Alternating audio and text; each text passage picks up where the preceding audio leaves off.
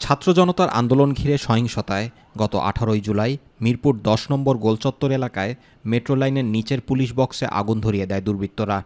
সেই আগুনের মধ্য দিয়েই ট্রেন ছুটে যায়। পরে জননিরাপত্তার স্বার্থে ওই দিন বিকেল 5:30টার পর মেট্রো রেল চলাচল বন্ধ করে দেওয়া হয়। অবশেষে 37 দিন পর আবারও যাত্রী সেবা দেওয়া শুরু করেছে মেট্রো রেল। রোববার প্রথম ট্রেনটি সকাল 7:10 উত্তরা উত্তর মেট্রো রেল স্টেশন মতিঝিলের উদ্দেশ্যে ছেড়ে যায়, আর মতিঝিল ছাড়ে সকাল 7:30। তবে ক্ষতিগ্রস্ত হওয়া মিরপুর 10 ও কাজীপাড়া মেট্রো রেল স্টেশনে আপাতত মেট্রো রেল থামবে না এবং যাত্রী সেবা কার্যক্রম বন্ধ রয়েছে।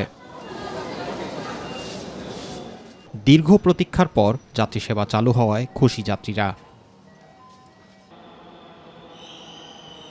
কদিন যে বন্ধ ছিল আমাদের অনেক কষ্ট হয়েছে, কারণ যে জ্যাম জট বাসে বসে থেকে 2.5-3 ঘন্টা লেগে গেছে। অনেক ভালো লাগতেছে, অনেক কম সময়ে আমরা এখন জার্নি করতে পারছি, যেটা এর আগে পারি না আর কি। গত 2-3 সপ্তাহ ধরে তো ট্রাফিক বেশ কনজেস্টেড ছিল, তো এখন মেট্রো যাওয়াতে আজকে থেকে আমরা আবার আগের মতো যাওয়া আসা শুরু করতে পারতেছি, তো এটা বেশ কনভেনিয়েন্ট আমাদের জন্য।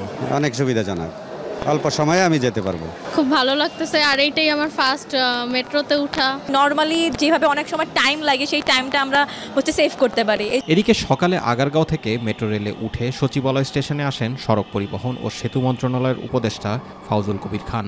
বলেন, দেশের জাতীয় সম্পদে হামলা করেছে দুষ্কৃতিকারীরা, শিক্ষার্থীরা নয়। রাজপথে প্রাণ দিয়েছে যারা, এই পরিবর্তন চেয়েছে তারা তো এটা করে নাই। এটা হচ্ছে একটা দুষ্কৃতিকারীদের কাজ, যারা জানি না কোন উদ্দেশ্যে, হয়তো এমন হতে পারে সরকারকে বিব্রত করার জন্য, এমন হতে পারে অন্য কোনো স্বার্থ সিদ্ধির জন্য।